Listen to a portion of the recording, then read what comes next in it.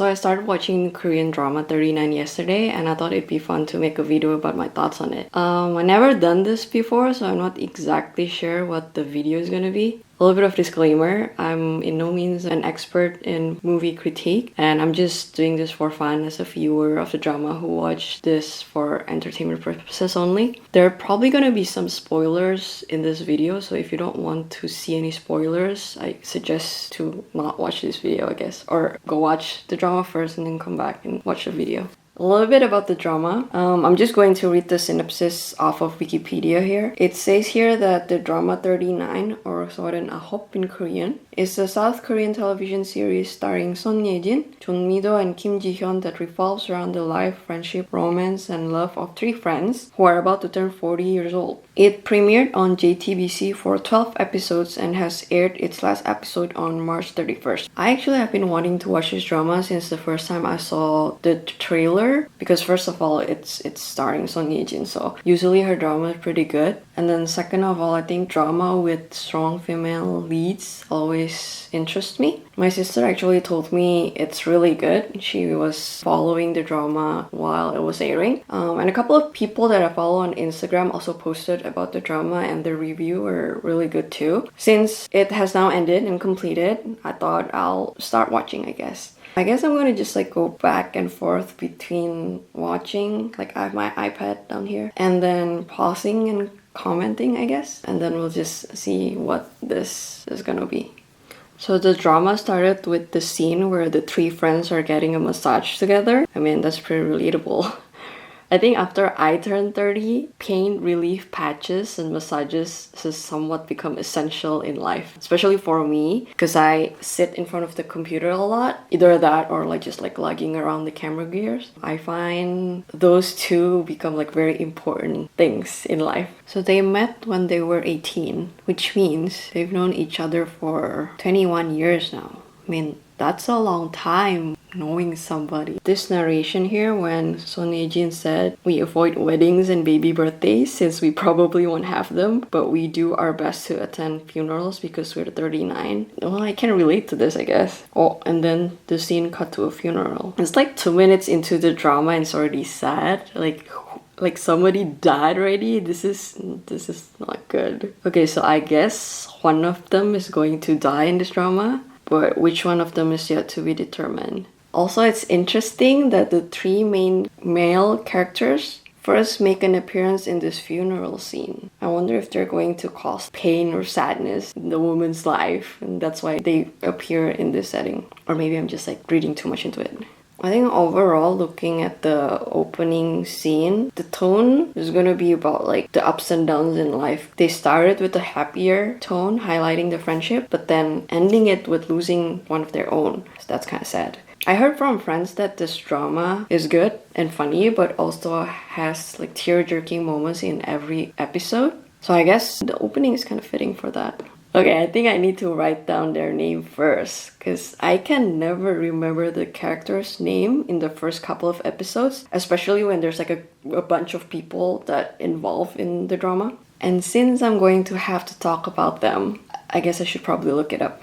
Okay, Son Ye-jin is Cha Mi-ju, and then Kim Ji-hyun is Jang Ju-hee, and then Jeon Mi-do is Jong Chan-young. Mi-hyun is Mi-ju's sister. I'm kind of loving the dynamic between Mi-ju and her friends and her sisters. There's a lot of like quick banters between them, and it kind of shows how close they are with each other. I mean, they've known each other for like 20 plus years, so I guess that makes sense. And the way they fight when Mi-hyun found out that Mi-ju is leaving for her sabbatical is kind of funny. It kind of reminds me of when me and my younger sister would fight when we were kids. She'll like rile me up, and then I had to hold back to, you know, not to hit her because like she's being annoying. This scene kind of reminds me of that. I honestly didn't expect that Mi-hyun to be Mi-ju's sister, and the fact that Mi-ju is adopted, that was a surprise. Okay, so this 3-on-3 fights between the women is so out of the blue. I mean, maybe it's a common occurrences in Korea, I don't know. The wife whose husband is having an affair with his dermatologist just barged into the clinic and starts beating the doctor up. I mean, it's the drama, I guess, yes. I honestly worried about Juhi's nose since she just got the filler, right? Like minutes earlier. And then wouldn't getting punched in the face will like mess that up? Because I don't know, I'm not sure because I never had one before. I don't know how like things work, but I remember Miju was saying like she shouldn't apply too much pressure on her nose. So what happened when there's like an excessive force up against her nose?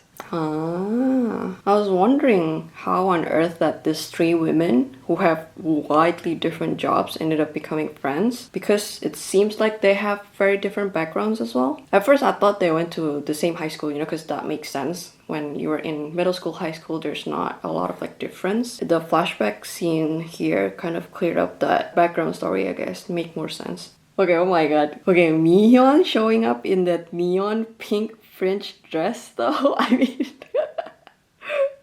oh my goodness. I think if I were her, I would have changed first, but I guess like this is a drama, so you kind of have to make it more dramatic.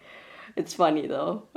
Okay, apparently Chang-young is having an affair with this man Jin-seok, who showed up at the police station. It's not very clear though. It seems like Chan-young herself is denying it, but Miju seems to be very adamant about throwing that comments about having an affair at her. We're probably gonna like find out more about this later on. And then the scene cut to where Chan-young and Jin-seok are talking at her office.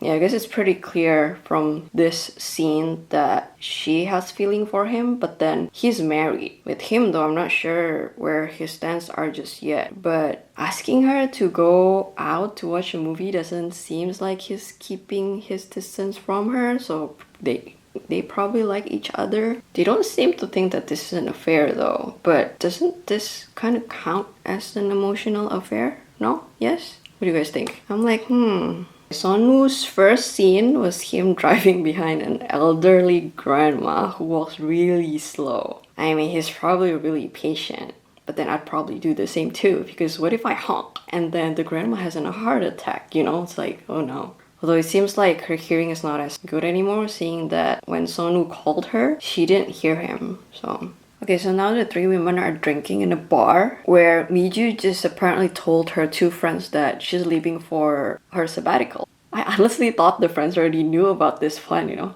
but apparently nobody knows, only she knows. But then the conversation ended up with her commenting on Chan-young and Jin-seok's relationship again. Chan-young got mad and Miju eventually looks for her at the rooftop. I think this scene sheds a little more light on the relationship between Chan-young and Jin-seok. So it looks like they like each other, but then he got a girl pregnant and ended up marrying the pregnant girl. And then I guess Chan-young was just left in the state of pining over a married man since then. And then Miju thought Chan-young and Jin-seok are having an affair and sleeping together, which is not true apparently, because Chan-young said that they are not sleeping together. I also think that because they're not sleeping together, so Chan-young thinks that their relationship is not an affair. Is it though? This is my question since earlier. I still think this is an emotional affair, but we'll see if there's more details that's going to be revealed about that relationship that might change my mind in later episodes. It's so messy. Now, the fact that Miju knows that they're not sleeping together apparently make her more frustrated that Chan-young still choose to, continue this relationship with Jin-seok.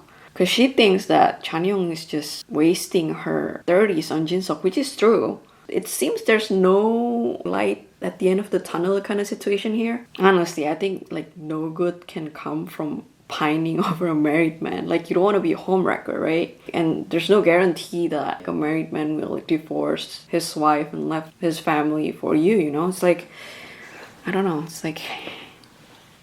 I think this Chan-young Jin-seok situation is complicated, super complicated. If I have a friend who is in Chan-young's position, I probably would have the same reaction as Miju. Although maybe less confrontational and blunt.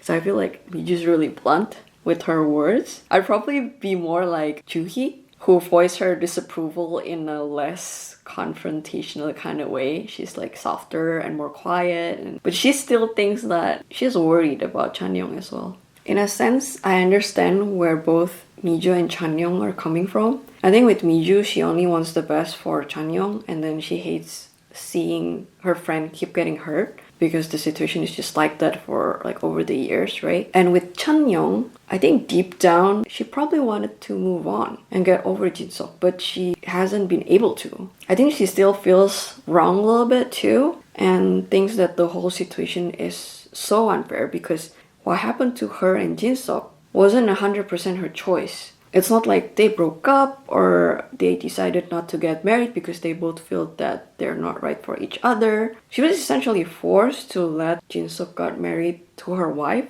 for the sake of their child, right? And I think like she's still having a hard time accepting that fact and kind of hung up in the past as well, because there's a lot of like what ifs questions that she kind of threw at Jin-seok earlier too, right? Okay, now Mi-ju is meeting up with Son-woo to get her watch that she left at the orphanage. This might just be me thinking too much into the whole symbolism thing, but it's interesting that they use a watch and 3 peonies as the things they traded with each other. Because I'm thinking here, like, does the watch symbolize something? Does it symbolize the limited time that the two can spend together before Mi-ju leave for the States? Or does it symbolizes the limited time that we as humans have in this world, remembering their earlier funeral scenes? I also look up the meaning of the flower peony. Generally, it is a symbol of love, honor, happiness, wealth, romance, and beauty. I guess it's probably safe to say that the peonies hinted at the romance that the two will have together. Although I wonder why only 3 stems though? 3. Because of the 3 women? I think I'm thinking too much. So now Mi-ju and Son-woo are at the noodle restaurant. You see that the heart drawing that they put on the wall? I think that's a cute little detail because the way they frame it, the drawing of the heart is always appear on Son-woo's side of the frame, or only when Son-woo's face is visible on screen. Kind of makes me think that at this point, he's probably already interested in Mi-ju. Well, I mean, he did ask her to go eat together, so he probably likes her, right? So now Joo-hee's love interest finally appeared on screen. He's the new tenant of the closed-down restaurant that they usually go to. The guy looks a little bit young though, but we'll see. Maybe he has a baby face or something. Okay, Chan-young dropped by Jin-seok's office and then the wife came too. That's awkward. And also, I'm pretty sure at this point, the wife knows something is up between the two of them. Just like by the way the frame was shot and the expressions and everything. The wife always knows, you know. Do you think that they choose peonies because ISIS is the sponsor of this drama? Because the color matched so well. Imagine if the sponsor is Jeju Samdasu. They might use like blue roses or something because it wouldn't match as well color-wise. This scene when Son-woo asked Mi-ju if she wanted to come over to his house to see the peonies, it kind of reminds me of the drama Nevertheless when Jeon asked Nabi if she wants to come over to his place to see the butterflies. Do you remember that scene? It's like such a line. So after Mi-ju got back from Son-woo's place, she moved her peony from the ISIS bottle to a vase. I mean, is it another hint of what's to come? She might starting to consider to make Son-woo's presence a more permanent thing in her life. You know, the plastic bottle and the glass vase, you know? It's like one you can like easily throw away, the other one you kind of like keep. I think this scene where Mi-ju and Chan-young have a heart-to-heart conversation after Mi-ju picked Chan-young up from the police station feels like Chan-young is starting to understand what Mi-ju has been talking about the whole they're having affair situation kind of thing. Because at least she's not as defensive or angry this time around. Before she was like really angry and like annoyed when Mi-ju said that, but I think she kind of like understands, or starting to at least. So Chan-young and Jin-seok ended up meeting at a rooftop to discuss their relationship. Well, this is more like Chan-young is speaking and Jin-seok can give any proper reply. He's just there. I feel like Jin-seok is really stringing her along all these years because this guy seems to want to hold on to both his family and Chan-young at the same time. Like, pick one, dude. It's like, you can't have it all. And then the first episode ended with Miju finding out that her temporary replacement is actually Sonu. And then Miju's narration come on screen saying, "Some of us had a new beginning and some faced an end when we were